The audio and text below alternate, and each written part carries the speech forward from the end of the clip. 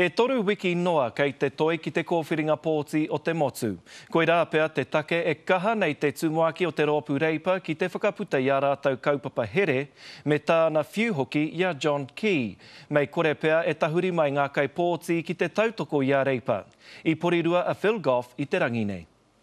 Unemployment had already gone up 50%. Economic growth had already been reduced to a crawl.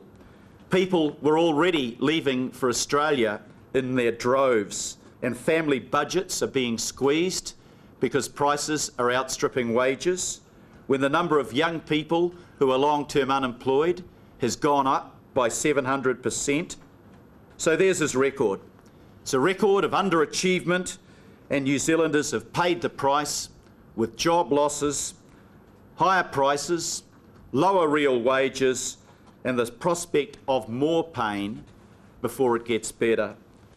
Ko tētahi o ngā kaupapa nui a reipa e whakahetia ana e tautoko hia ana hoki. Ko tērā e pāna ki ngā mātua whakawhānau pēpi. Ko tā reipa he whakarahi ake i te wā pinihana ki te 26 wiki. Ko tā ko hahare tēnei te kau wiki tōna pakeke. Mā te pūtea tiaki pēpi i tāia e tōna māma, te noho mai ki te kāinga, ki te tiaki i aia. Ina ka whakaroa ki te wā, ai, kua noho au ki te kaina. Kai te tino whakaia piki ki te kaupapa āreipa, kia whakarahi ake te roa o te pūtea tiaki pēpi.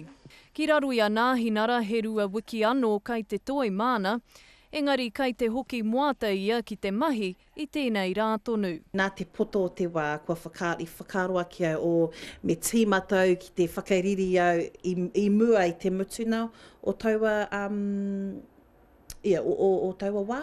Kai te mārama rawa he kia parata minita take wāhine ki ngā tau patu o te māma pukumahi. Engari ko te tino pātai, māwai e utu mō tērā. He nui te utu te pūte mō tērā kaupapa here.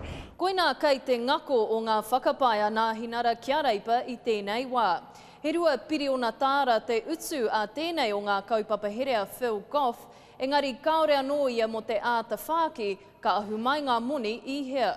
We've got it in a form that is affordable, and we've set out the costs, and we've set out also in our wider fiscal statement how we're going to pay for them. He take tērā e kore pea e whakakawa i te hunga kai pōti. He pai rawa atu kia whai wā te māma ki te noho tahi ki tōna tamaiti. Nō reira, aha kua he aha te utu, he utu ka whai wāriu mō tēnei māma. Jasmine Pearson, Te Karere.